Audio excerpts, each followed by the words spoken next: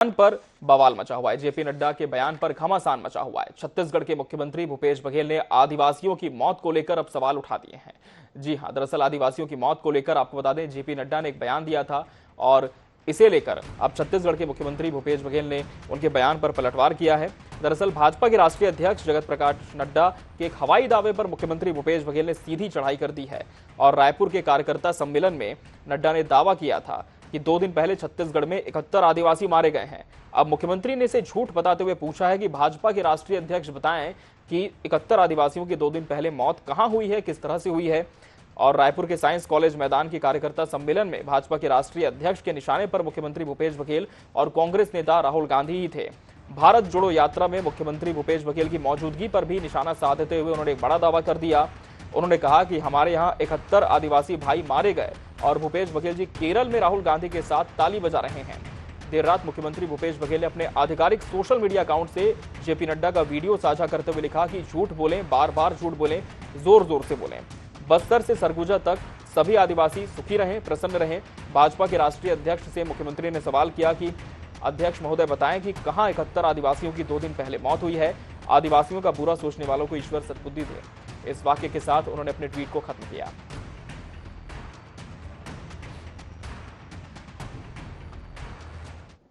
यहां हमारे आदिवासी भाई मारे गए, अभी पीछे संख्या थी 71 आदिवासी भाई मारे गए और भूपेश बघेल जी केरल में राहुल गांधी जी के साथ ताली बजा रहे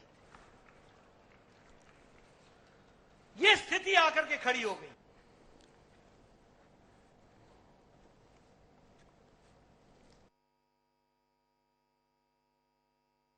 तो ये बयान था। दिमाग में हो कि होने वाला है, उसके पहले बोल दें तो हो सकता है उसके दिमाग में इस प्रकार की बातें हों, और फिर षड्यंत्र करने में तो उनका कोई मुकाबला है ही नहीं।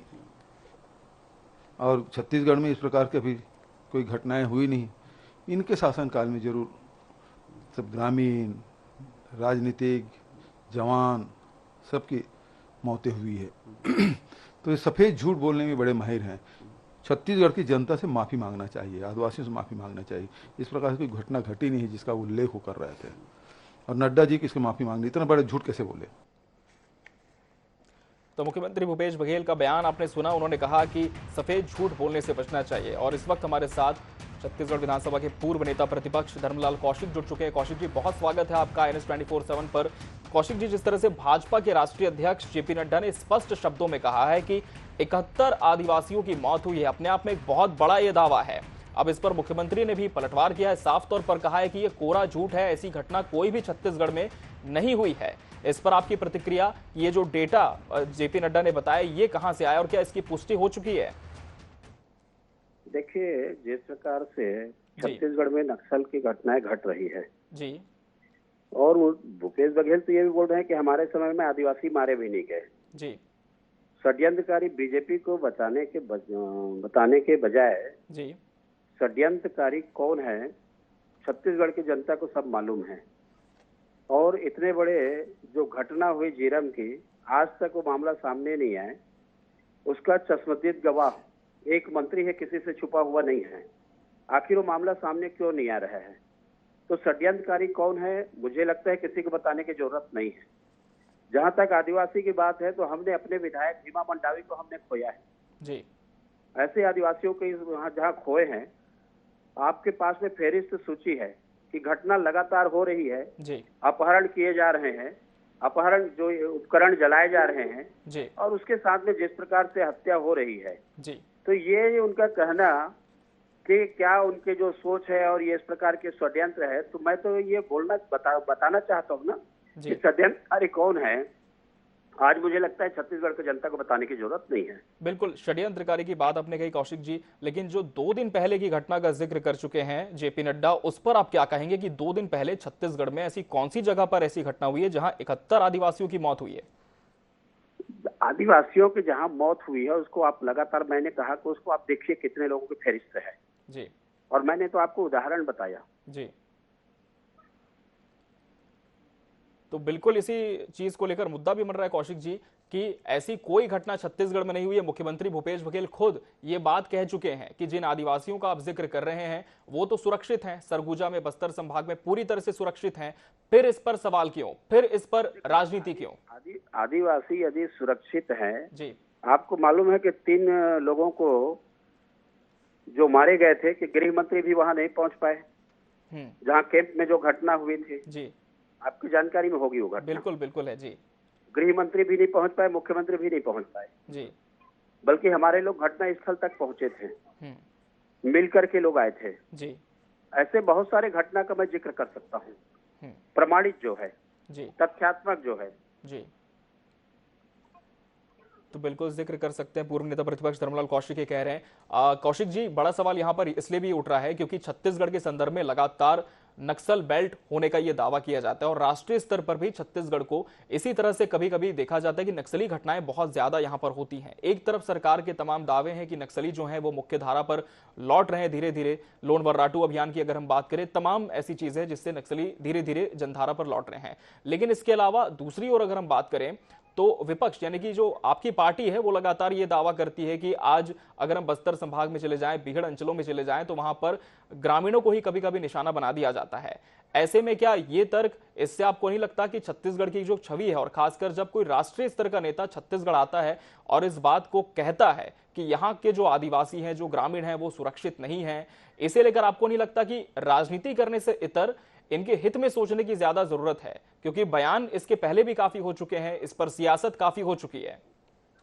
पूरे देश भर में नक्सली घटनाओं में कमी आई है जी, ये डाटा है, रिकॉर्ड है जी, और पूरे देश में देखेंगे जहां घटना में कमी आई है जी, तो उस घटना में छत्तीसगढ़ है, बाकी प्रदेशों से आगे है। जी, और जब एक तरफ नक्सली उन्मूलन के लिए केंद्र सरकार के द्वारा जब लगे हुए हैं जी, और नक्सली को समाप्त करने के लिए लगे हुए हैं, पूरे रास्तों में उसकी कमी आ रही है, तो छत्तीसगढ़ में आखिर ये क्यों मतलब वो बाकी प्रदेशों से ज्यादा घटनाएं क्यों हो रही है?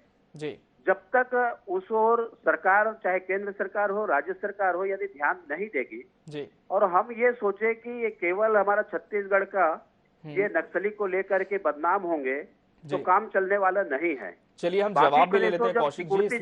कौशिक जी, आपसे निवेदन है, आप जुड़े रहेंगे हमारे साथ इस वक्त कांग्रेस संचार विभाग प्रमुख सुशील आनंद शुक्ला जी जुड़ चुके हैं। सुशील जी, बहुत स्वागत है आपका NS 24/7 पर। सुशील जी, जिस तरह से जेपी नड्डा ने बयान दिया कि 71 आदिवासियों की मौत छत्तीसगढ़ में हुई है, अब इस पर मुख्यमंत्री भूपेश बघेल का भी जवाब आया है। इस वक्त फोन लाइन पर हमारे साथ पूर्व नेता प्रतिपक्ष धर्मलाल कौशिक जी भी जुड़े हुए हैं। उनका कहना है कि मौत तो हुई है और जो बयान था वो इस संदर्भ में था कि आदिवासी सुरक्षित नहीं है छत्तीसगढ़ के, और लगातार जो इस तरह की घटनाएं हो रही इसे लेकर यह बयान था। आपकी प्रतिक्रिया सबसे पहले जेपी नड्डा के इस बयान पर और फिर कौशिक जी के इन आरोपों पर। देखिए, माननीय जेपी नड्डा जी ने सार्वजनिक तौर पे भाषण में यह कहा कि 2 दिन में छत्तीसगढ़ में 71 आदिवासियों की मौत हुई है।